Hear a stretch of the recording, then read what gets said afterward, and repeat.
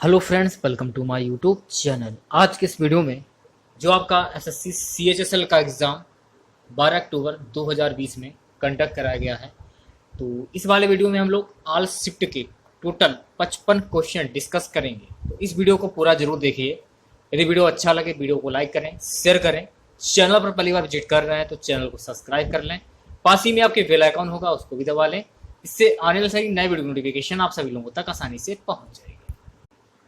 तो चलिए स्टार्ट करते हैं आज का वीडियो अच्छा लगे वीडियो को लाइक और शेयर जरूर करें आप लोग ज़्यादा से ज़्यादा। सो गाइस, पहला क्वेश्चन देखिए, पूछा गया था किसे हाल ही में भारत में जापान का राजदूत नियुक्त किया गया है। हाल ही में भारत में जापान का राजदूत सतोशी सुजुकी को नियुक्त किया गया है। तो जापान की बात हो गई है, तो बात करते हैं जापान की। जापान के प्रधानमंत्री कौन है वर्तमान में? तो जापान के प्रधानमंत्री हैं योशिहिदे सुगा। जापान की राजधानी क्या है? तो जापान की राजधानी है टोक्यो। जापान की मुद्रा? तो जापान की मुद्रा है जापानीज येन। तो जापान से रिलेटेड आप लोगों की तीन चीजें क्लियर हुई, प्रधानमंत्री, राजधानी, मुद्रा। क्योंकि आगे भी एग्जाम लगे हुए हैं, हो सकता है कि इनसे एक क्वेश्चन पूछ दिया जाए। दूसरा क्वेश्चन देखिए क्या पूछा गया था, भारत की बैंकिंग प्रणाली के संदर्भ में निफ्ट का क्या अर्थ है? भारत की बैंकिंग प्रणाली के संदर्भ में निफ्ट का क्या अर्थ है? तो निफ्ट का अर्थ होता है राष्ट्रीय इलेक्ट्रॉनिक फंड ट्रांसफर। ये आपको ध्यान रखना है। निफ्ट का फुल फॉर्म मैंने आपको बता दिया है, नेशनल इलेक्ट्रॉनिक्स फंड ट्रांसफर, या इसे हिंदी में बोलते हैं राष्ट्रीय इलेक्ट्रॉनिक निधि अंतरण भी कहा जाता है।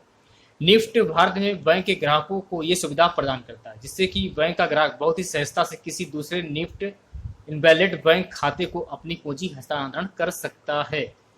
तो इस क्वेश्चन से आप लोगों को इतनी जानकारी मिल जाती है कि अब जो निफ्ट का अर्थ होता है वो क्या होता है। चलिए बात करते हैं नेक्स्ट क्वेश्चन की, सरिस्का टाइगर रिजर्व किस राज्य में स्थित है? तो सरिस्का की बात हो रही है, तो सरिस्का ये स्थित है राजस्थान में। तो बात हो जाती है सरिस्का की, तो सरिस्का के बारे में कुछ जान लीजिए आप लोग, ये कहाँ पर स्थित है और कितने वर्ग किलोमीटर में।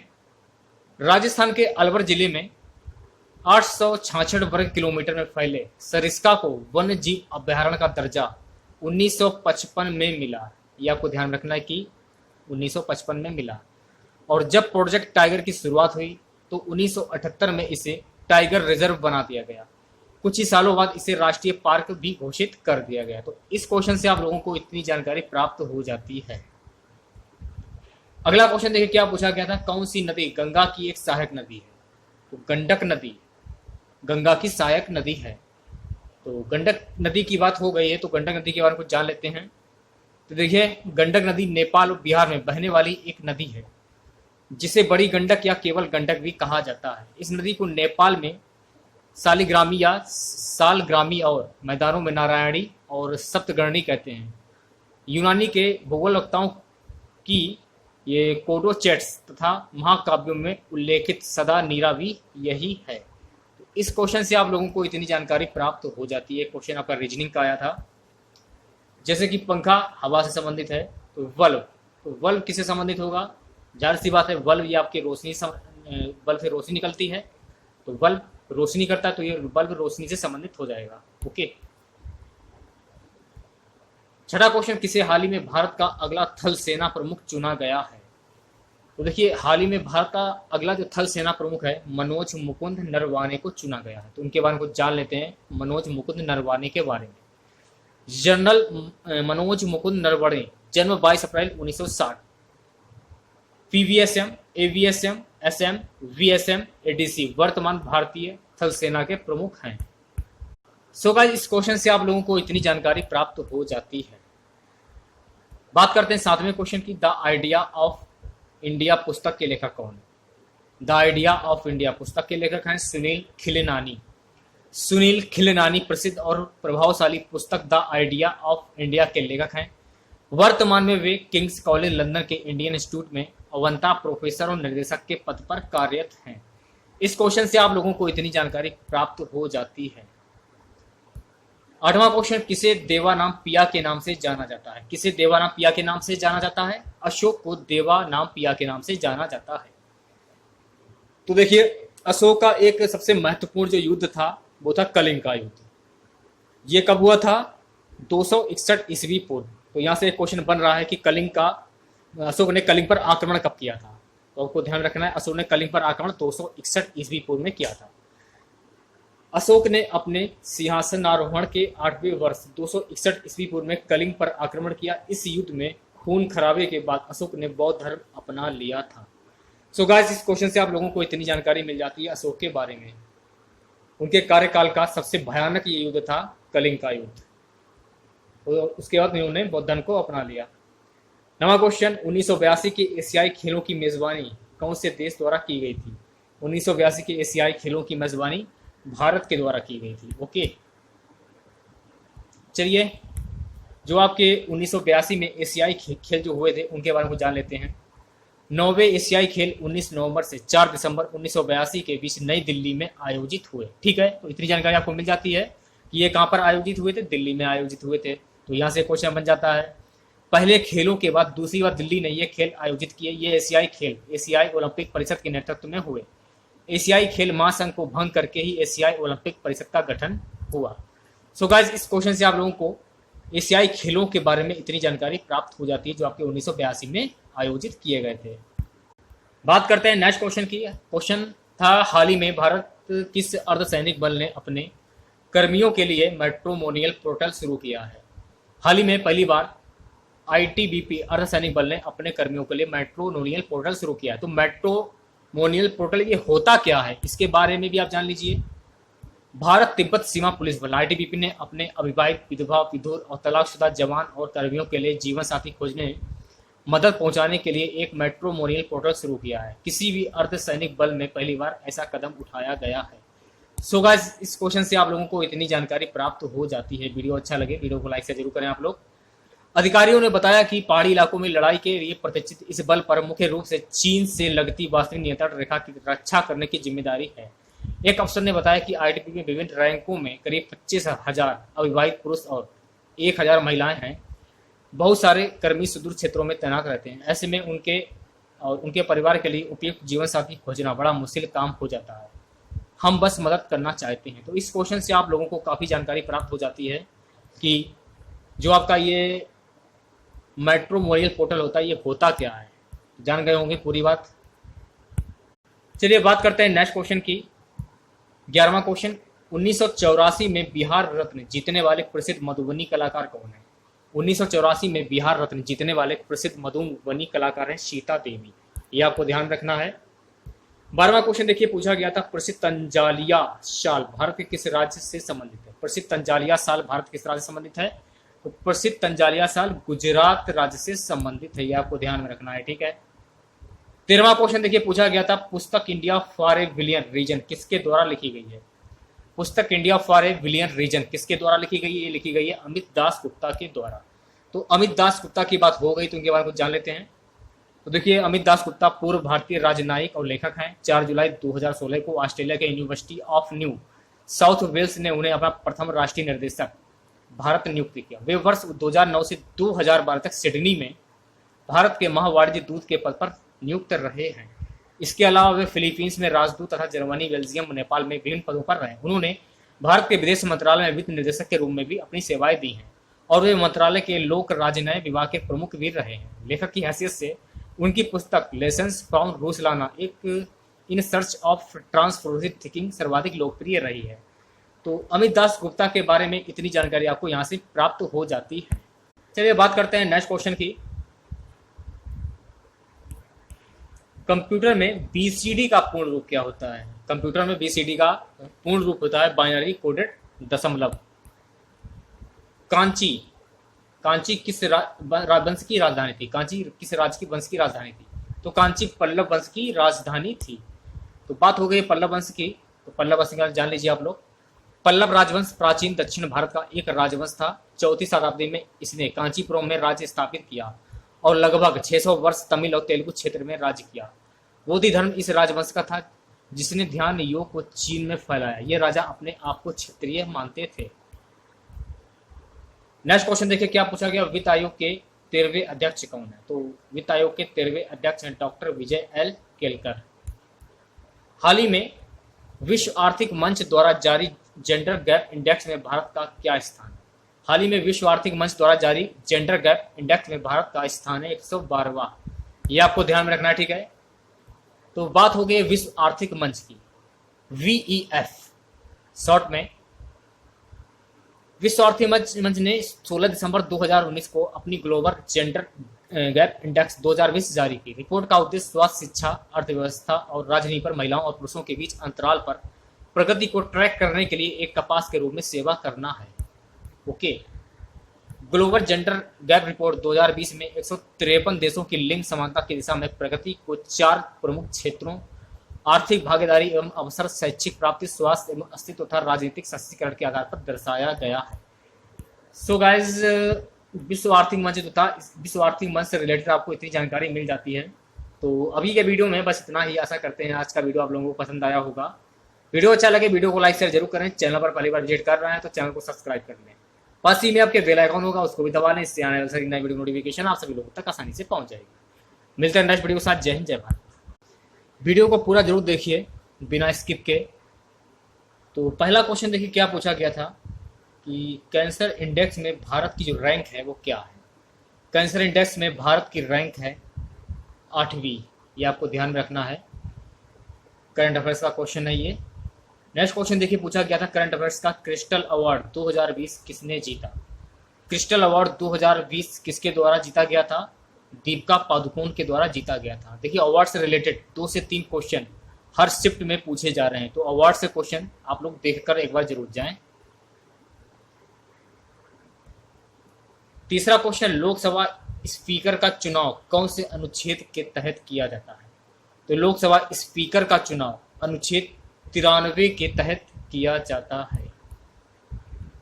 स्टैचू ऑफ यूनिटी की लंबाई कितनी है? ये क्वेश्चन पूछा गया था। तो स्टैचू ऑफ यूनिटी की लंबाई है 182 एम। स्टैचू ऑफ यूनिटी जो मूर्ति बनी है किसकी बनी है? सरदार वल्लभ भाई पटेल की। ये आपको ध्यान रखना है। अगला क्वेश्चन देखिए पूछा गया था, father of super computer. Father of super computer किसको बोलते हैं?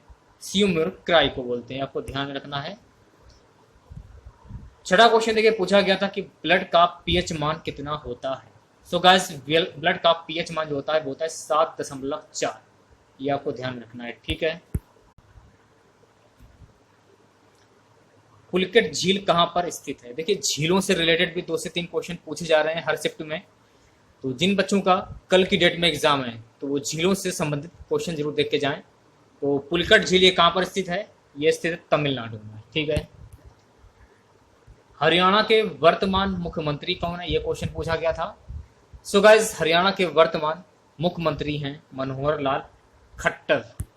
ये लगातार दूसरी बार हरियाणा के मुख्यमंत्री बने हैं। राष्ट्रीय ध्वज कब अपनाया गया था? देखिए गाइस, मुख्यमंत्री से रिलेटेड 1 से 2 क्वेश्चन हर शिफ्ट में पूछे जा रहे हैं। तो आप लोग मतलब कहने का मतलब है हर स्टेट के जो मुख्यमंत्री हैं उन्हें याद कर लीजिए आप लोग। राष्ट्रीय ध्वज ये कब अपनाया गया था? सो गाइस, राष्ट्रीय ध्वज 22 जुलाई 1947 को अपनाया गया था। अगला क्वेश्चन देखिए क्या पूछा गया था, दादा साहेब फाल्के अवार्ड 2018 किसे दिया गया? तो दादा साहेब फाल्के अवार्ड 2018 अमिताभ बच्चन को दिया गया। ये आपको ध्यान रखना है। देखिए अवार्ड से रिलेटेड भी क्वेश्चन पूछे जा रहे हैं। तो अवार्ड से रिलेटेड भी क्वेश्चन आप देख कर जाएं जिन बच्चों का कल की डेट में एग्जाम है। अमिताभ बच्चन, ओके। अगला क्वेश्चन देखिए पूछा गया था कि पीएम ऑफ जॉर्डन किसको बोला जाता है? So guys, PM of Jordan Omar Razzak को बोला जाता है। नेक्स्ट क्वेश्चन देखिए पूछा गया था, गंगा का उद्गम स्थल है। सो गाइस, गंगा का उद्गम स्थल है गंगोत्री ग्लेशियर। ये आपको ध्यान रखना है। अगला क्वेश्चन, इंटरनेशनल हेल्थ दिवस ये कब मनाया जाता है? देखिए दिवस से रिलेटेड 2 से 3 क्वेश्चन हर शिफ्ट में पूछे जा रहे हैं। तो जिन बच्चों का कल की डेट में एग्जाम है तो वो सभी बच्चे दिवस से संबंधित क्वेश्चन एक बार जरूर देखकर जाएं। इंटरनेशनल हेल्थ दिवस ये 7 अप्रैल को मनाया जाता है।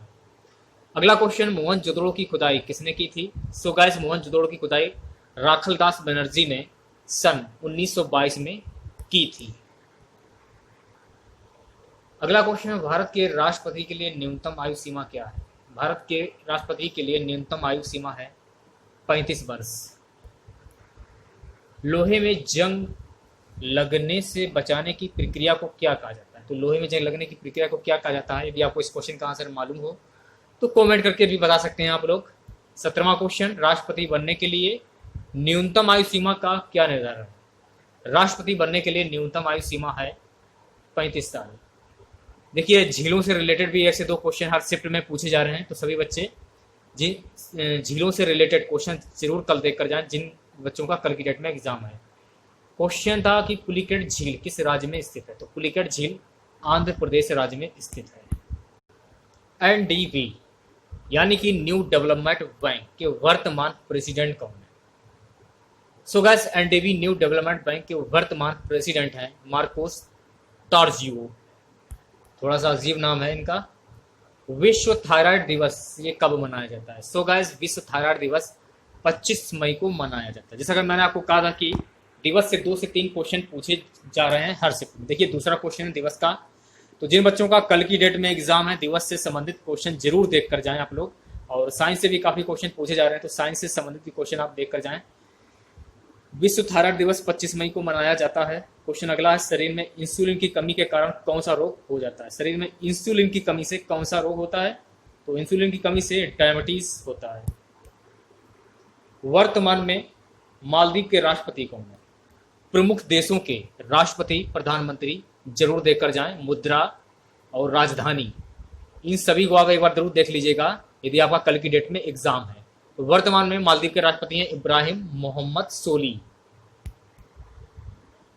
अगला क्वेश्चन देखिए क्या पूछा गया था, हड़प नीति को किसके द्वारा लाया गया था? तो हड़प नीति को लॉर्ड डलहौजी के द्वारा लाया गया था। नेक्स्ट क्वेश्चन, 24वां क्वेश्चन देखिए क्या पूछा गया था, कंप्यूटर का मस्तिष्क किसे कहा जाता है?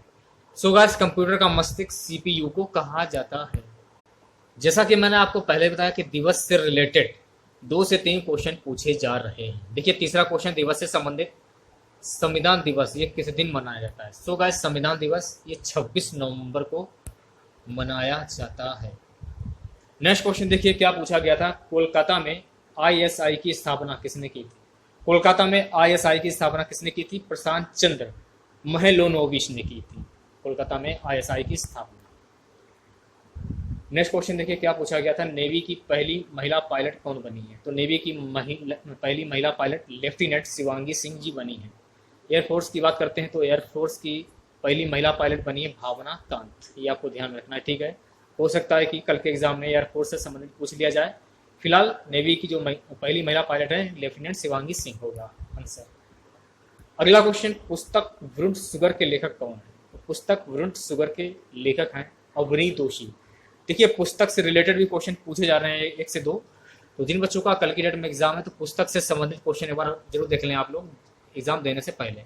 अगला क्वेश्चन देखिए पूछा गया, sir Garfield Sobers player of the year award किसे प्रदान किया गया है?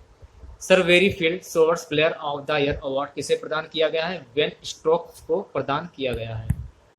यदि आप लोगों को वीडियो अच्छा लगे, वीडियो को लाइक और शेयर जरूर करें। चैनल पर पहली बार विजिट कर रहे हैं तो चैनल को सब्सक्राइब जरूर करें। पंकज आडवाणी ने IBSF यानी कि वर्ल्ड बिल्डर्स चैंपियनशिप कितनी बार जीती है?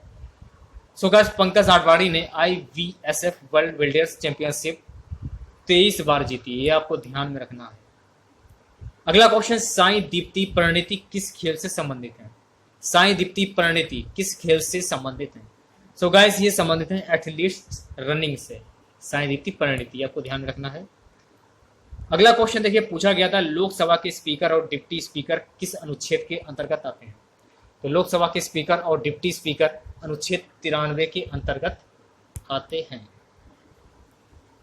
प्रमुख देशों की राजधानी से संबंधित देखिए, और भारत की राजधानी से संबंधित 1 से 2 क्वेश्चन हर शिफ्ट में पूछे जा रहे हैं। तो जिन बच्चों का कल की डेट में एग्जाम है तो प्रमुख देशों की राजधानी और भारत की राजधानी जो भी है वो देखकर जरूर जाएं। नागालैंड की राजधानी क्या है?